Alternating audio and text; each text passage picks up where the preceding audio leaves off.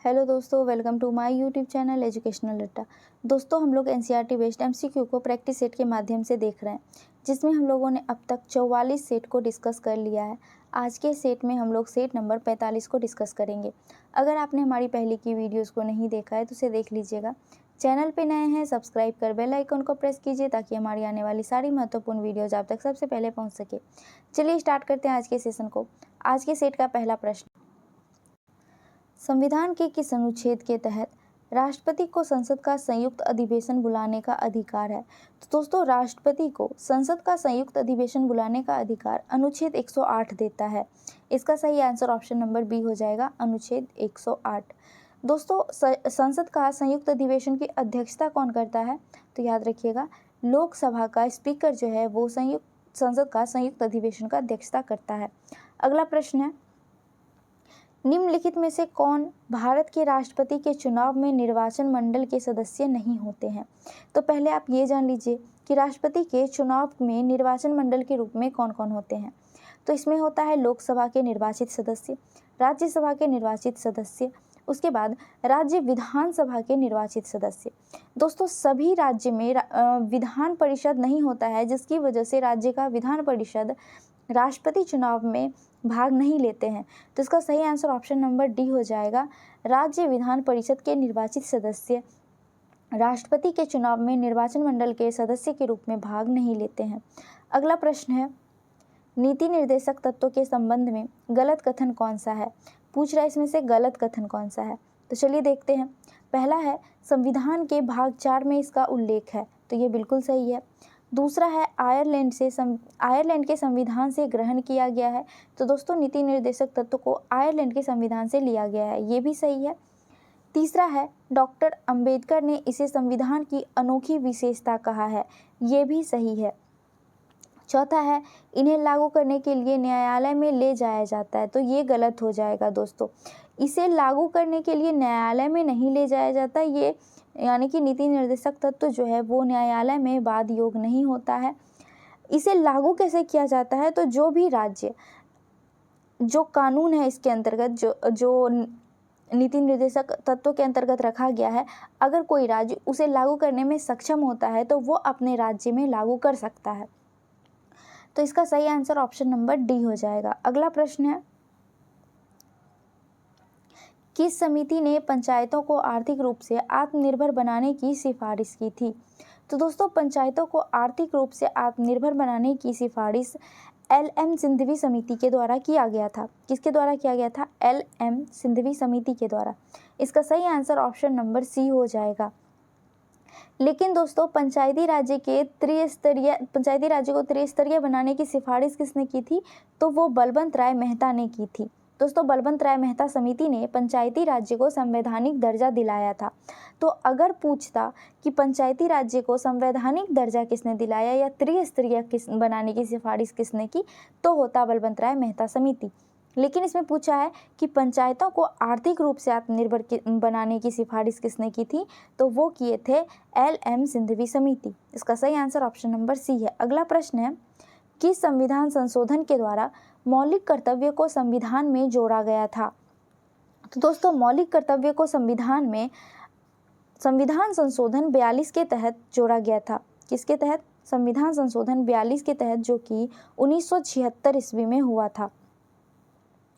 दोस्तों, मौलिक कर्तव्य किसमें है? तो दोस्तों, मौलिक कर्तव्य हमारे संविधान के भाग 4 के क में और आर्टिकल 51 के ए में दिया हुआ है। ठीक है, याद रखिएगा। अगला प्रश्न है, संविधान के भाग 12 में किससे संबंधित प्रावधान किए गए हैं? तो संविधान के भाग 12 में केंद्र और राज्य के मध्य वित्त का बंटवारा जो है वो वर्णित किया गया है। तो इसका सही आंसर ऑप्शन नंबर ए है। भाग 12 में और क्या क्या कहा गया है?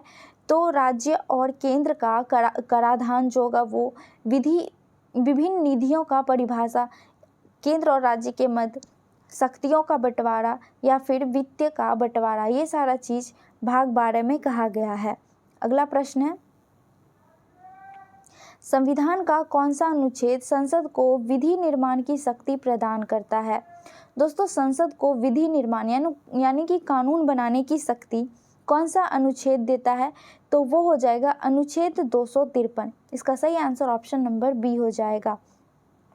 दोस्तों अनुच्छेद 253 के तहत संसद के पास किसी अन्य देश के साथ किए गए संधि, समझौता या फिर सम्मेलन के कार्यान्वयन के लिए विधि बनाने की शक्ति प्रदान करता है। तो इसका सही आंसर ऑप्शन नंबर डी हो जाएगा। अगला प्रश्न है, केशवानंद भारती बनाम केरल राज्यवाद जो कि 1973 ईस्वी में हुआ था, दिए गए किस निर्णयों को सर्वोच्च न्यायालय के सबसे महत्वपूर्ण निर्णय में एक माना गया। इसमें से पूछ रहा है कि केशवानंद भारती बनाम केरल राज्य जो था उसमें क्या ऐसा कहा गया जो कि सर्वोच्च न्यायालय में सबसे महत्वपूर्ण माना गया है। तो वो है ऑप्शन नंबर सी, यानी कि संविधान की आधारभूत संरचनाओं का सिद्धांत के लिए जो नियम बनाए गए थे वो सबसे महत्वपूर्ण निर्णय लिया गया था इसके तहत। तो इसका सही आंसर ऑप्शन नंबर सी हो जाएगा। अगला प्रश्न है, संविधान के भाग 17 में संघ के शासकीय प्रयोजनों के लिए प्रयोग होने वाले अंकों का वर्णन है, यह निम्नलिखित में से है। तो दोस्तों संविधान के भाग 17 में संघ के शासकीय प्रयोजन के लिए जो प्रयोग होता है वो क्या है, तो वो किस रूप में वर्णित किया गया है ये पूछा है। तो इसका सही आंसर हो जाएगा ऑप्शन नंबर सी, यानी कि भारतीय अंकों का अंतर्राष्ट्रीय रूप के रूप में वर्णित किया गया है। तो इसका सही आंसर ऑप्शन नंबर सी है। अगला प्रश्न है, राज्य के संबंध में गलत कथन को चुनना है। तो राज्यपाल के संबंध में कौन सा कथन गलत है, चलिए देखते हैं। पहला है वेतन राज्य के संचित निधि से दिया जाता है, तो बिल्कुल सही। राज्यपाल को जो वेतन दिया जाता है वो राज्य के संचित निधि से दिया जाता है, ना कि भारत के संचित निधि से। दूसरे में है भारत की संचित निधि से वेतन दिया जाता है, तो ये तो गलत हो जाएगा। तीसरा है पेंशन राज्य की संचित निधि से दिया जाता है, तो दोस्तों ये भी जो है वो गलत होगा। पेंशन एक्चुअल में राज्यपाल को पेंशन मिलता ही नहीं है। हाँ, उसकी जगह पे चिकित्सा से जुड़े भत्ते दिए जाते हैं, लेकिन पेंशन मेनली नहीं दिया जाता है। लेकिन वो जो चिकित्सा भत्ता दिया जाता है वो भारत के संचित निधि से दिया जाता है। तो इसलिए ये जो चौथा स्टेटमेंट है, पेंशन भारत की संचित निधि से दिया जाता है, तो ये सही हो जाएगा, लेकिन पूरा 100% सही नहीं है। अगर ऑप्शन में केवल एक होता तो केवल एक ही सही होता, लेकिन नहीं है, तो इसलिए 1 और 4 जो है वो सही है। बाकी ये दोनों तो 100% गलत है, यानी 2 और 3 100% गलत है। 4 जो है वो पूरी तरह से सही नहीं है, लेकिन इसको सही मानते हैं। किस शासक को उसके सिक्कों पर बिना लिए हुए अंकित किया गया है, तो बिना लिए हुए यानी बिना बजाते हुए किसको अंकित किया गया है, तो इसका सही आंसर ऑप्शन नंबर ए हो जाएगा, समुद्रगुप्त को। दोस्तों समुद्रगुप्त को उनके चलाए गए सिक्कों पर बिना बजाते हुए दिखाया गया है। समुद्रगुप्त ने दोस्तों राजा रानी प्रकार के भी सिक्के चलाए थे, और समुद्रगुप्त को अशोकादित्य के नाम से भी जाना जाता है। समुद्रगुप्त एक ऐसे गुप्त साम्राज्य के एक ऐसे राजा थे जिन्होंने कभी भी हार का सामना नहीं किया, और ऐसा कहा जाता है कि समुद्रगुप्त का घोड़ा तीनों सागरों का पानी पीता था, यानी कि उनका पूरा जो राज्य था वो पूरा दक्षिण भारत तक उनका शासन चलता था। तो इसका सही आंसर ऑप्शन नंबर ए हो जाएगा। अगला प्रश्न है, वैदिक काल में आजीवन अविवाहित रहने वाली कन्याओं को निम्नलिखित में से क्या कहा जाता है। तो दोस्तों वैदिक काल में जो स्त्रियां विवाह नहीं करती थी और जीवन भर अविवाहित रहती थी, ऐसी स्त्रियां, ऐसी कन्याओं को अमाजू कहते थे। क्या कहते थे? अमाजू कहते थे, और कुलीनी अगर करके दे तो कुलीनी भी कहते थे। तो इसका सही आंसर ऑप्शन नंबर बी हो जाएगा। याद रखिएगा, अमाजू और कुलीनी कहा जाता था अविवाहित महिलाओं को।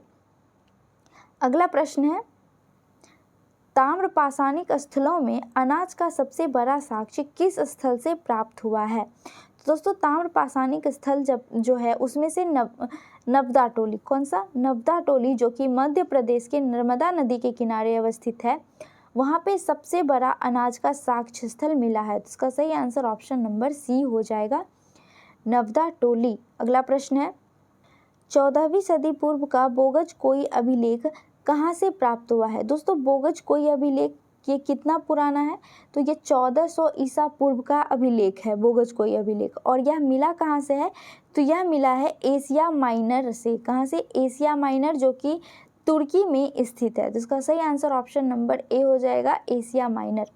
दोस्तों बोगज कोई अभिलेख इतना प्रसिद्ध क्यों है? तो इसमें 4 वैदिक देवताओं का चर्चा मिला है। वो 4 देवता कौन कौन थे? तो एक तो थे मित्र, दूसरे वरुण, फिर इंद्र और नासत्य। ये 4 देवता जो थे इनका वर्णन बोगज कोई अभिलेख में देखने को मिलता है। अगला प्रश्न है, निम्नलिखित में से किस संघ का नाम वर्ष 1885 में बदलकर भारतीय राष्ट्रीय कांग्रेस कर दिया गया? तो 1885 में जो संघ था वो था भारतीय राष्ट्रीय संघ। भारतीय राष्ट्रीय संघ का नाम बदलकर भारतीय राष्ट्रीय कांग्रेस रख दिया गया। तो इसका सही आंसर ऑप्शन नंबर ए हो जाएगा।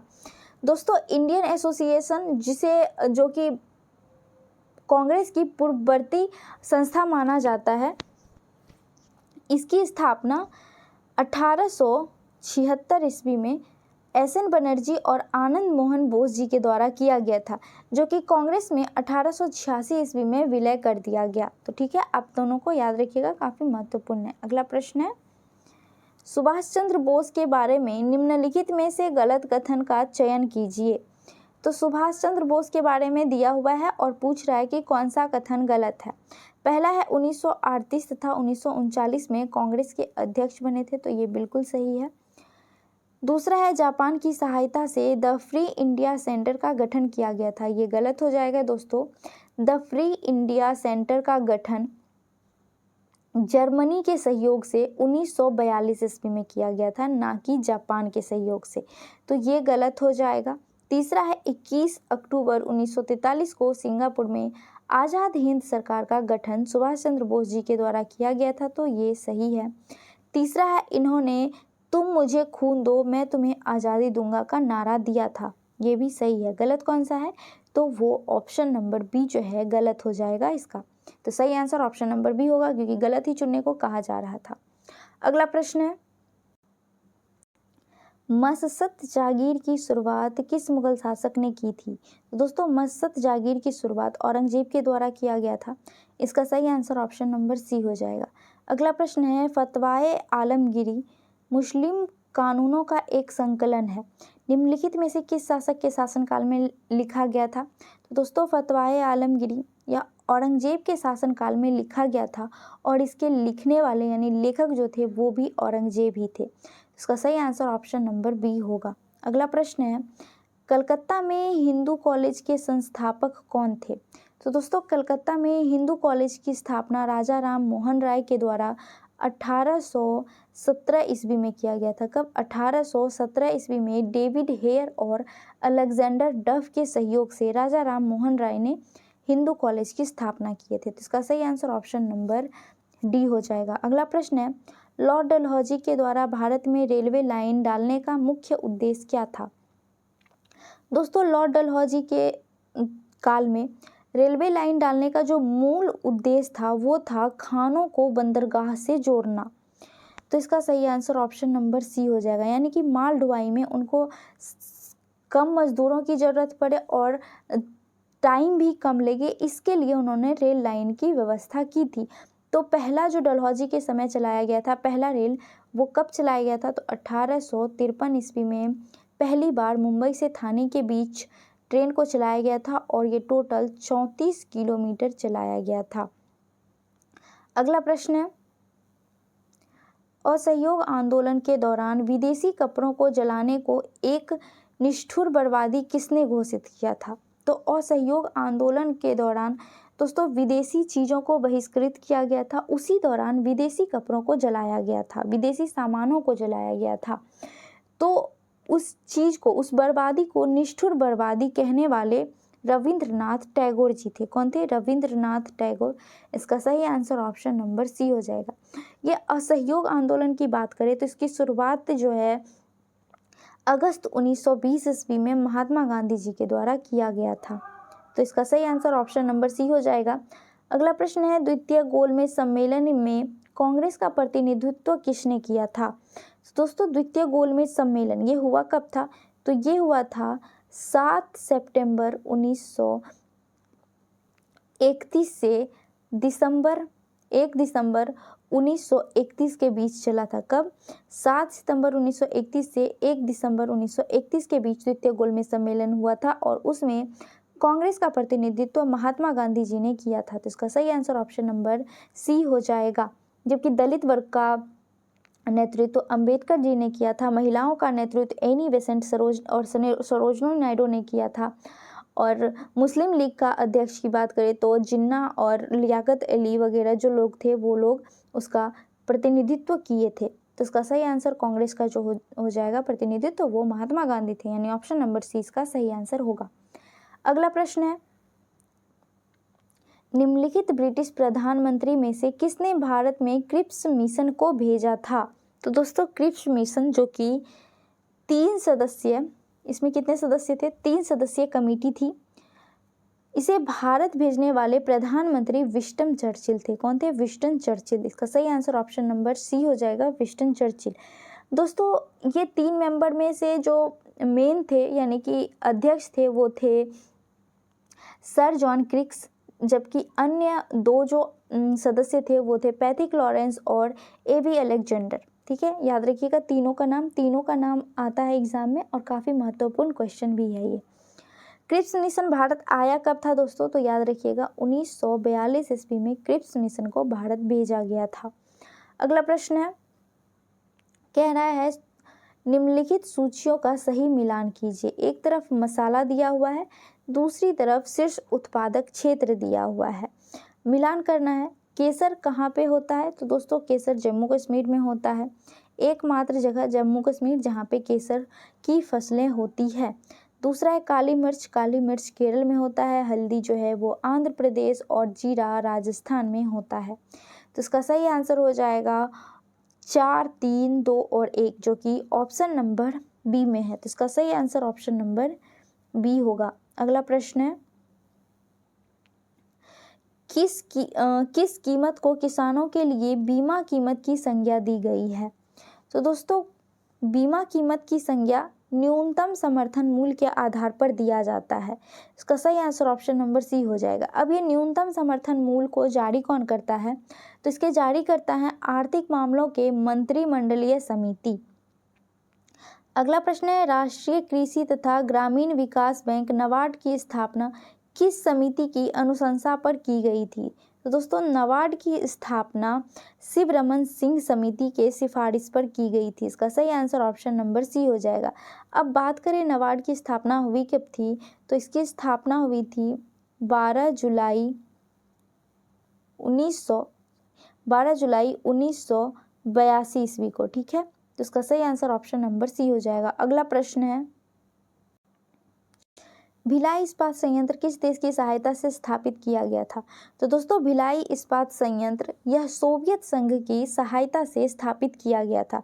इसका सही आंसर ऑप्शन नंबर ए हो जाएगा। ब्रिटेन की सहायता से दुर्गापुर इस्पात संयंत्र की स्थापना की गई थी, जबकि राउरकेला इस्पात संयंत्र जर्मनी के सहायता से स्थापित किया गया था। तो इसका सही आंसर ऑप्शन नंबर ए होगा। अगला प्रश्न है, निम्न पर विचार कीजिए और उपरोक्त भौगोलिक विशेषताएं निम्नलिखित में से किस क्षेत्र की विशिष्ट विशेषताएं हैं? ये पूछ रहा है, तो दोस्तों चलिए देखते हैं क्या है विशेषता। तो पहला है गर्म और शुष्क जलवायु, दूसरा है हल्की और गीली सर्दी, तीसरा है सदाबहार ओक के पेड़। तो सदाबहार ओक के पेड़ यह भूमध्य सागरीय जलवायु में पाया जाता है। इसका ये तीनों का तीनों जो वर्णन दिया हुआ है ये तीनों भूमध्य सागरीय जलवायु की विशेषताएं हैं। तो इसका सही आंसर ऑप्शन नंबर ए हो जाएगा, भूमध्य सागरीय जलवायु। अगला प्रश्न है, निम्नलिखित में से कौन एक सही सुमेलित नहीं है? चलिए देखते हैं। पहला है बरालाचला जो कि हिमाचल प्रदेश में स्थित है, बिल्कुल सही है। दूसरा है सिपकिला दर्रा जो कि हिमाचल प्रदेश में है, ये भी सही है। तीसरा है माना सिक्किम जो कि गलत हो जाएगा। माना दर्रा जो है दोस्तों वो उत्तराखंड में है। कहाँ पे है? उत्तराखंड में जिलेपला सिक्किम में स्थित है, ये सही है। माना, नीति, धर्मा और लिपुलेख ये उत्तराखंड में स्थित है। तो इसका सही आंसर ऑप्शन नंबर सी हो जाएगा जो कि सही सुमेलित नहीं दिया हुआ है।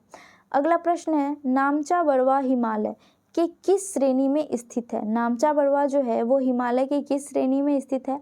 तो दोस्तों वो बृहत श्रेणी में स्थित है, जिसे हम लोग हिमाद्री करके भी जानते हैं। हिमाद्री हिमालय में स्थित है नामचा बरवा और यह अरुणाचल प्रदेश में स्थित है। अगला प्रश्न है, नदियों की विसर्प वाहिका जो गोखुर झील के रूप में पाई जाती है क्या कहलाती है? तो दोस्तों नदियों की विसर्प वाहिका जो गोखुर झील किस प्रकार का, इस आकार का झील होता है, यानी जब ऐसे नदियां जा रही होती है तो वो अपना गाद जो है वो किनारे पे छोड़ते जाती है। तो जब नदियां अपना जो है वो रास्ता बदलकर इस ऐसे करके चली जाती है और इसी बीच में जो ये गाद छोड़ती है, तो इस तरीके से झील का निर्माण होता है। तो ये जो झील है, इस झील को ही कहते हैं गोखुर झील। तो ये गोखुर झील या फिर चाप झील जिसको कहते हैं, उसे हम लोग मन के नाम से भी जानते हैं। तो इसका सही आंसर ऑप्शन नंबर सी हो जाएगा, मन कहलाती है। अगला प्रश्न है, मरुद्यान किसे कहा जाता है? तो दोस्तों मरुद्यान, जो आप देखे होंगे रेगिस्तान में कोई ऐसा कुछ जगह होता है जहाँ पे हरियाली होती है, वन होता है, मतलब जल होता है और पेड़ पौधे होते हैं। तो ऐसे स्थान को, जो रेगिस्तान में हरियाली या जल वाला क्षेत्र होता है, उसे मरुद्यान कहते हैं। तो इसका सही आंसर ऑप्शन नंबर सी हो जाएगा। मरुस्थल में स्थित किसी भी जलीय क्षेत्र के आसपास बनने वाले स्थल को मरुद्यान कहते हैं। ठीक है। अगला प्रश्न है, निम्नलिखित घास के मैदान में कौन सा सही सुमेलित है? पूछ रहा है इसमें कौन सही सुमेलित है। पहला है कंबोज जो कि उत्तरी ब्राजील, ये गलत है दोस्तों। कंबोज जो है यह दक्षिणी ब्राजील में है। पंपास जो है ये ब्राजील में स्थित घास का मैदान है। लानोज वेनेजुएला और कोलंबिया में स्थित है, तो ये सही हो जाएगा। तीसरा है सेल्वास। सेल्वास जो है वो दक्षिण ब्राज़ील में स्थित ना होकर यह अमेजोन बेसिन यानी कि उरुग्वे और अर्जेंटीना में पाया जाने वाला घास का मैदान है सेल्वास। तो ये मतलब ए, बी और डी जो है ये गलत हो जाएगा और सही जो है वो ऑप्शन नंबर सी है, यानी सी लानोज वेनेजुएला सही सुमेलित है। अगला प्रश्न है, आयतन की दृष्टि से साफ पानी की सबसे बड़ी झील कौन सा है? आयतन की दृष्टि से पूछ रहा है दोस्तों। आयतन की दृष्टि से सबसे साफ पानी वाली झील, सबसे साफ पानी वाली झील जो है वो है बैकाल झील। कौन सा है? बैकाल झील, जो कि रूस के दक्षिण साइबेरिया में स्थित है। तो इसका सही आंसर ऑप्शन नंबर ए हो जाएगा। अगला प्रश्न है, टोरेस जलडमरू किस दो द्वीपों के मध्य स्थित है? दोस्तों टोरेस जलडमरू यह ऑस्ट्रेलिया और पापुआ न्यू गिनी के मध्य स्थित है। कहाँ है? ऑस्ट्रेलिया और पापुआ न्यू गिनी के मध्य स्थित है, जो कि कोरल सागर को आरफुरा सागर से जोड़ती है। ठीक है। अगला प्रश्न है, फाइबर ऑप्टिक्स किस सिद्धांत पर कार्य करती है? दोस्तों फाइबर ऑप्टिक्स जो है यह पूर्ण आंतरिक परावर्तन पर काम करता है, यानी संपूर्ण आंतरिक परावर्तन पर काम करता है फाइबर ऑप्टिक्स। इसका सही आंसर ऑप्शन नंबर सी होगा। अगला प्रश्न है, मेंढक के संबंध में निम्नलिखित में से असत्य कथन कौन सा है? तो दोस्तों मेंढक के संबंध में पूछ रहा है कौन सा कथन असत्य है। तो पहला है त्वचा से सांस लेता है, तो बिल्कुल मेंढक त्वचा से भी सांस लेता है। दूसरा है शीत रक्त प्राणी होता है, यानी ठंडा रक्त वाला प्राणी होता है, तो ये भी सही है। तीसरा है कायांतरण में बड़ी आंत होती है, ये गलत हो जाएगा दोस्तों। मेंढक में बड़ी आंत, मेंढक की बड़ी आंत जो होती है वो छोटी आंत और मलाशय के बीच में स्थित होती है, जिसे कि क्लोका करके भी जानते हैं। अगर पूछे कि मेंढक की आंत को अन्य किस नाम से जानते हैं, तो याद रखिएगा क्लोका करके, कि क्लोका नाम से जानते हैं मेंढक के बड़ी आंत को, तो ये गलत हो जाएगा। और चौथा है, ये उभयचर वर्ग के अंतर्गत आते हैं, तो ये सही है। इसमें से गलत कौन सा है? ऑप्शन नंबर सी जो है वो गलत है, तो इसका सही आंसर ऑप्शन नंबर सी हो जाएगा। अगला प्रश्न है, कार्बन क्रेडिट का मान कितना होता है? तो दोस्तों एक कार्बन क्रेडिट का मान 1000 किलो CO2 होता है। इसका सही आंसर ऑप्शन नंबर सी हो जाएगा। अगला प्रश्न है, मानव शरीर में ऑक्सीजन की मात्रा कितनी प्रतिशत होती है? तो दोस्तों मानव शरीर में ऑक्सीजन की प्रतिशत जो है वो 65% होता है। इसका सही आंसर ऑप्शन नंबर डी हो जाएगा। और इस ऑक्सीजन को पूरे शरीर तक ले जाने का, लाने का काम कौन करता है, यानी परिवहन का कार्य कौन करता है? तो वो करता है RBC। अगला प्रश्न है, निम्नलिखित में से कौन सही सुमेलित नहीं है, पूछ रहा है। पहला है मैग्नीशियम, जिससे आतिशबाजी में कलर आते हैं, सही है। दूसरा है मैग्नीज, जो कि फर्टिलाइजर का काम करता है, सही है। तीसरा है टंगस्टन, जो कि इलेक्ट्रिक बल्ब के अंतर्गत जो है वो काम करता है, तो ये भी सही है। चौथा है तांबा, गैल्वेनीकरण, ये गलत हो जाएगा। गैल्वेनीकरण में जस्ता का प्रयोग किया जाता है, ना कि तांबा का। इसका सही आंसर ऑप्शन नंबर डी हो जाएगा। कौन सुमेलित नहीं करना है, यही पूछ रहा था। अगला प्रश्न है,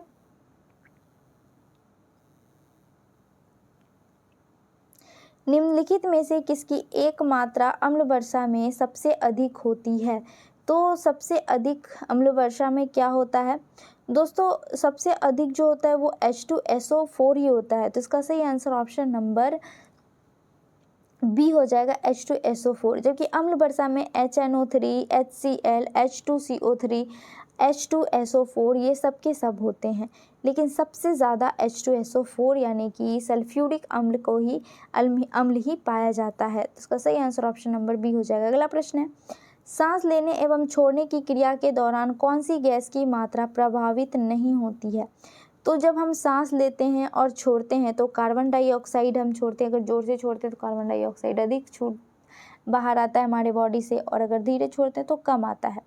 वहीं जब हम जोर से सांस लेते हैं तो ऑक्सीजन ज़्यादा हमारे बॉडी के अंदर जाता है, जलवाष्प भी प्रभावित होता है।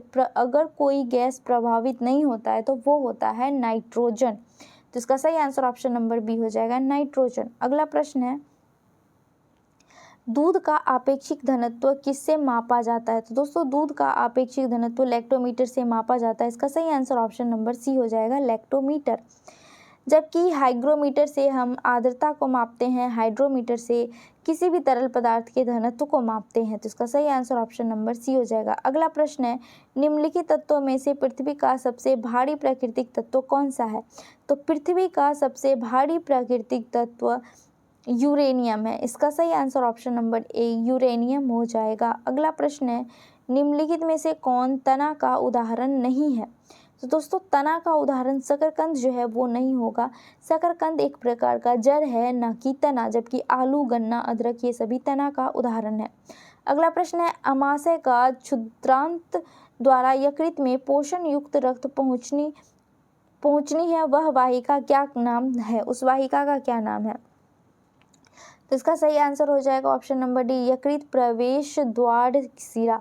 अगला प्रश्न है, मलेरिया से प्रभावित होने वाला अंग कौन सा है? अगर आपको मलेरिया हो जाता है तो आपका कौन सा अंग प्रभावित होगा? तो दोस्तों वो हो जाएगा पिल्हा।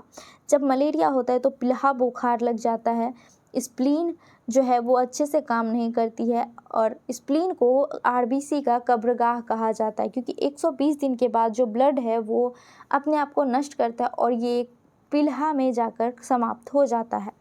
तो इसका सही आंसर ऑप्शन नंबर सी हो जाएगा। अगला प्रश्न है, वस्त्र निर्माण के प्रयोग में लाए जाने वाले ऐसे पदार्थ जिसका स्रोत पादप नहीं होते हैं क्या कहलाता है? तो ऐसा पदार्थ जिसका पादप से कोई संबंध नहीं होता है वो कहलाता है संश्लेषित तंतु। तो इसका सही आंसर ऑप्शन नंबर ए हो जाएगा। अगला प्रश्न है, निम्नलिखित में से कौन सा अनुवांशिक रोग नहीं है? इसमें से कौन अनुवांशिक रोग नहीं होगा? तो वो हो जाएगा डेमेशिया। डेमेशिया जो है दोस्तों ये मस्तिष्क के अंदर होने वाली बीमारी है, मस्तिष्क को प्रभावित करने वाली बीमारी है, जो कि यूरोलॉजिकल बीमारी है। तो इसका सही आंसर ऑप्शन नंबर ए हो जाएगा, डेमेशिया।